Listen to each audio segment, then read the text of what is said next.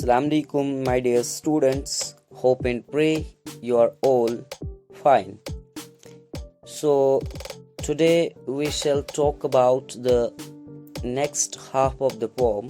So, yesterday we talked about the first half of the poem, and in the first half of the poem, what did we learn is that the poet describes his stay in the peaceful, prosperous Spain. And all of you know that he was actually sent to Spain on a diplomatic mission in 1933. There he stationed in a beautiful house in the capital city of Madrid.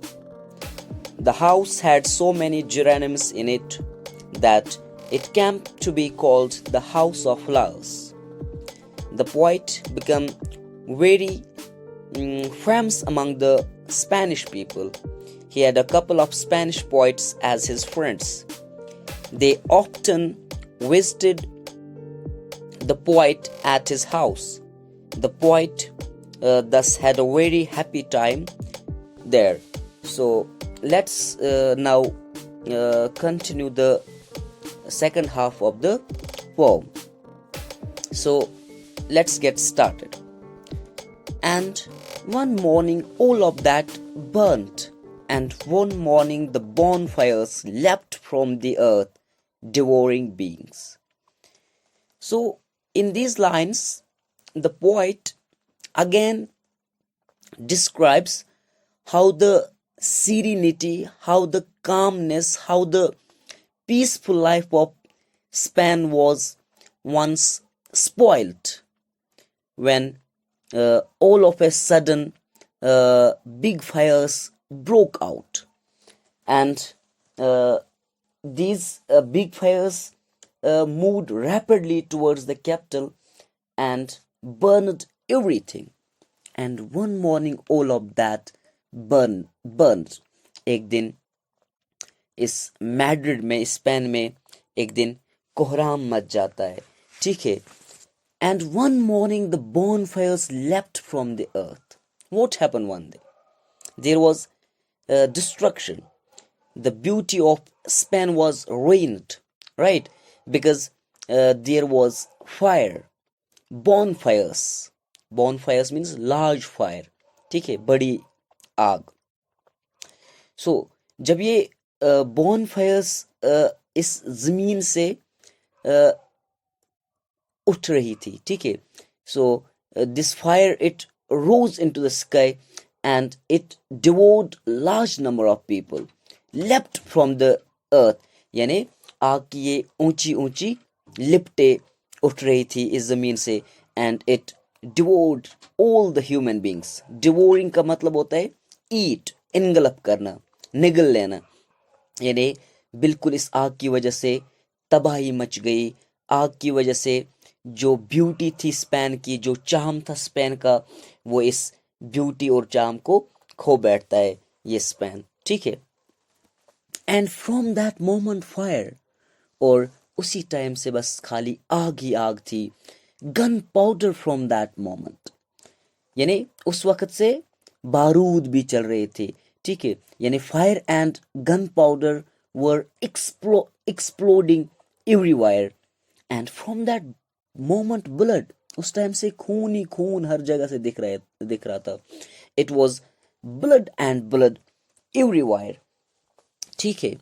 Thugs with plans and the moves, यानी ये जो thugs थे, thugs हम thugs means robber, ठीक है. ये ऐसे लोग होते हैं जो स्पेशली क्राइम करने के लिए आते हैं. ये बहुत ज़्यादा वॉरेशियस होते हैं, विक्ट होते हैं, वायलेंट होते हैं, ठीक है.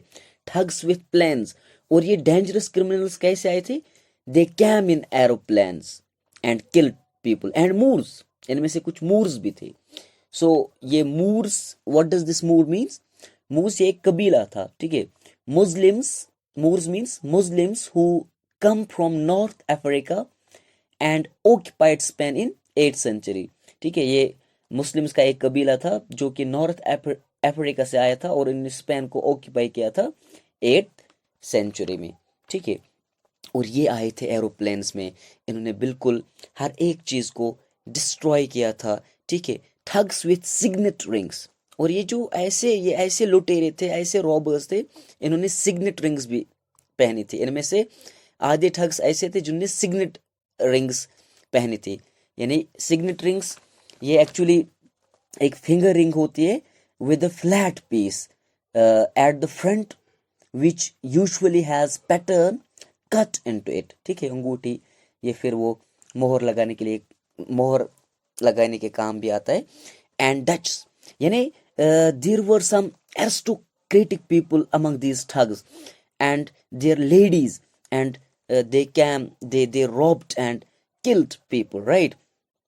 डच मीन्स नवाबजादी जिसको हम बोलते हैं, ठीक है, शाही घरानों की औरतें भी इनमें से आई थी और इन्होंने बिल्कुल कत्लो गारत किया था, किल किया था इन लोगों को। ठग्स ये ऐसे बैंडिट्स थे, ये ऐसे ठग्स थे विथ ब्लैक फ्रायर्स ब्लेसिंग, यानी इनको इन रिलीजियस पीपल की ब्लेसिंग भी साथ थी।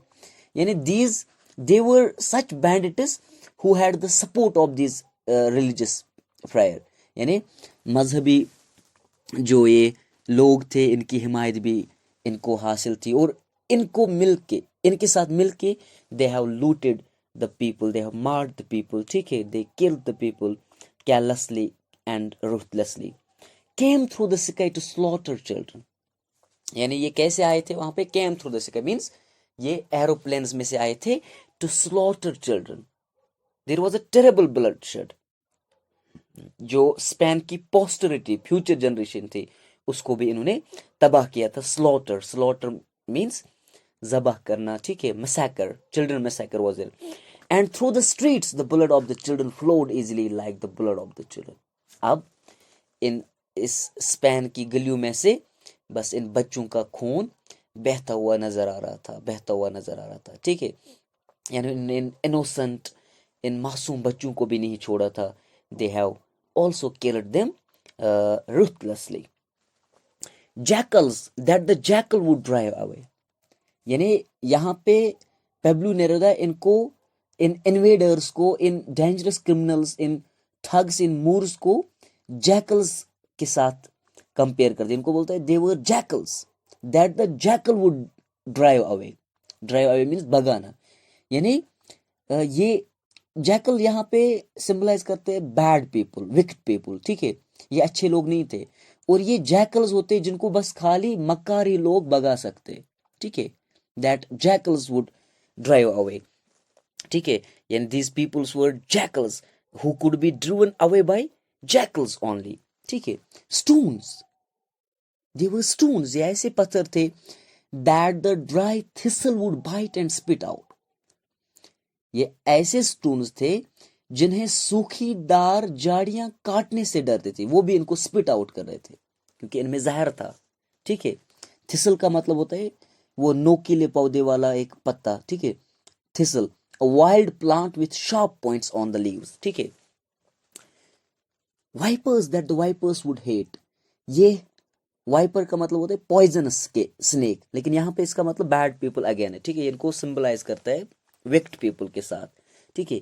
ये ऐसे जहरीले सांप थे that the vipers would hate, इनसे बाकी जहरीले सांप भी डरते थे, नफरत करते थे इनसे, ठीक है।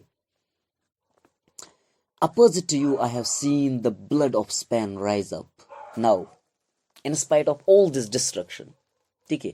लेकिन इसको एक रे ऑफ होप है इस पॉइंट को। ये बोल रहा है अपोजिट टू यू, यानी एक बगावत होगी, स्पेन के लोग फिर से राइज अप हो जाएंगे, उनके दिलों में फिर से वो उनका खून जो है, जो डेड हो गया था, अब वो फिर से जिंदा हो जाएगा। यानी opposite to you, they will rise against you, ठीक है, आपके खिलाफ हो जाएंगे, आपके खिलाफ एक वेव चलेगी। I have seen the blood of Spain rise up to drown you, आपको डुबाने के लिए स्पेन के लोग उठे, ठीक है, to drown you in a single wave of pride and knives। आपका जो घमंड है, आपने आज तक जितना भी जुल्म किया है, वो इसको एक ही वेव में तबाह कर सकते हैं, ठीक है। They can destroy you in a single wave, your pride, ठीक है, आपका ईगो एंड नाइव्स, क्योंकि इन नाइव्स के थ्रू ही इन्होंने लोगों को कत्ल किया, मारा, ठीक है, कत्लो गारत की, लोगों के जिस्म के अंदर छुरे गोपे, ठीक है, नाइव्स। जनरल्स, ट्रेटर्स, यानी जो खुद को जनरल्स कहते थे, ये मानते थे कि हम जनरल्स है, लेकिन ये ट्रेटर्स थे। ये जनरल्स नहीं थे बल्कि कौम के गद्दार थे, ठीक है, ट्रेटर्स थे। ट्रेटर का मतलब होता है a person who is not loyal to his own country और बिलीव्स एट्स, ठीक है। Consider my dead house, look, आप देखिए, जो हाउस हाउस ऑफ फ्लावर्स था, his house was named as the house of flowers, but वो house भी अब डीके हो गए, इन्होंने इसके हाउस को भी मुस्मार किया है, ठीक है, खत्म किया है, उसको भी डिसमेंटल किया है, तबाह बर्बाद किया है। कंसिडर स्पैन ब्रोकन, स्पैन को भी नहीं छोड़ा है, they have shattered it into smaller pieces, but from every dead house burning metal flowers in flowers of in place of flowers. लेकिन इसको यकीन है कि एक ना एक दिन जरूर जरूर जरूर इन हाउसेस में फ्लावर्स आएंगे, यानी फिर से एक रिवोल्यूशन आ जाएगा, बगावत होगी, ठीक है, लोगों के पास मेटल्स होंगे, ठीक है, बर्निंग मेटल्स होगी। इन बर्निंग मेटल से भी ये बर्निंग मेटल सिंबलाइज रिवोल्यूशन, बगावत, ठीक है, यानी बगावत होगी आपके खिलाफ। But from every hollow of span span rise, जो स्पैन अभी हॉलो है, जो अभी खाली पड़ा है, इट्स वैकेंट, ठीक है, तो ये स्पैन भी एक ना एक दिन उठेगा, यानी इस स्पैन में भी एक ना एक दिन बगावत होगी। But from every dead child rise a gun with eyes, यानी in place of every dead child, जिन बच्चों को मारा गया है, इन मुर्दा बच्चों के जगह पे, there would burn a child with a gun in his hand, ऐसा बच्चा जन्म लेगा जिसके हाथ में गन होगा। But from every crime are born bloods, यानी जो क्राइम आपने किया है उस क्राइम को जवाब देने के लिए हर एक बच्चा जन्म लेगा। There would be a child with bloods in his hands, ठीक है, उसके हाथ में भी गोलियां होंगे। That will find you one day in the house of the heart, जो ना एक दिन आपको बिल्कुल ज़रूर ही ज़रूर ढूंढेंगे। They will definitely find their target in their hearts, right, क्योंकि उनको पता है, क्योंकि बगावत होगी, उनको याद है आपने कितना जुल्म किया है उन पे, आपने क्या किया उनके साथ। You will ask why his poetry has nothing of the earth, of the leaves, of the grand volcanoes of his native country. The poet is himself in a fix, and he does not understand it, or he thinks that people must be, this thing must be lurking uh, in your mind, that why doesn't he compose poetry about the nature, about the desires, ठीक है, about the leaves, about this grand volcanoes, ठीक है, यानी ये beauties of nature के बारे में क्यों पोइट्री नहीं कर रहा है, इसकी थीम्स क्यों चेंज हो गई है, आप लोग ये मुझसे जरूर पूछेंगे। You will ask why his poetry has nothing of the earth, of the leaves, of the grand volcanoes of his native country, that's चील, नेटिव कंट्री इसकी चील थी। क्या लिखूं मैं, कैसे लिखूं उस मैं कैसे पीस के बारे में लिखूं, मैं कैसे ब्यूटीज ऑफ नेचर के बारे में लिखूं। आप खुद आ जाए, कम एंड सी, आ जाए, आइए और देखिए, see the blood through the see the blood through the streets, आइए और देखिए इन गलियों में बस खून ही खून आपको बहता हुआ नजर आएगा। Come and see the blood through the streets, come and see the blood through the streets, ठीक है। So this is all about the poem, but in order to understand the poem, you should have you should know the political situation in Spain in those days, जब इस poem को लिखा गया था। So actually अगर आप इस poem के पॉलिटिकल सिचुएशन के बारे में बात करेंगे, इन 1930 जो डिक्टेटरशिप थी उसको ओवरथ्रो किया गया था स्पेन में, और रिपब्लिकन्स अब पावर में आ गए थे।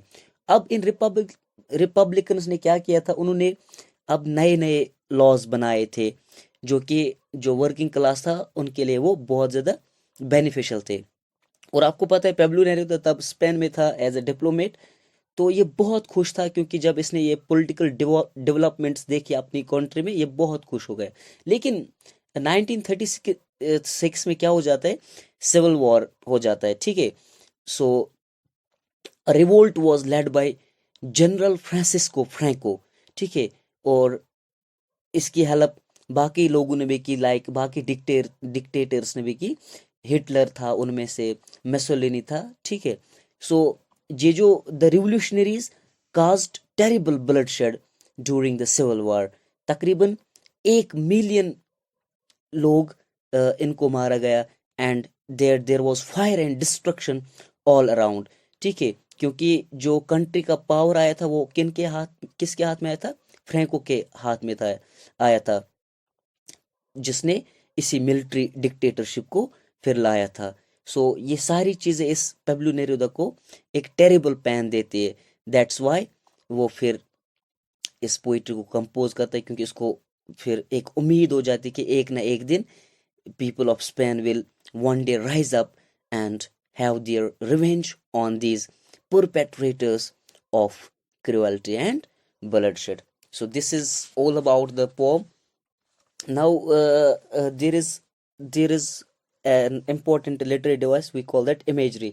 So यहाँ पे imagery का इस्तेमाल हुआ है। कुछ इमेज इस पोएम में पीस दिखाते हैं। इनमें से फ्लावर्स है, चर्च बेल्स है, ट्रीज है, और जो वो एंडलेस एक्सपेंस ऑफ लैंड है विथ पोटैटोज एंड टोमेटोज। तो ये सारी इमेज ऑफ पीस है इसमें। और इस पोएम में कुछ इमेज ऐसी है जो वॉर सिंबलाइज करते हैं, वॉर दिखाते हैं। उनमें bonfires leaping from the earth, devouring human beings, bandits, moors, thugs, jackals, vipers, and the blood in the streets. So I'll stop here. I hope you have understood the poem. Thank you. Bye bye. Take care. Allah Hafiz.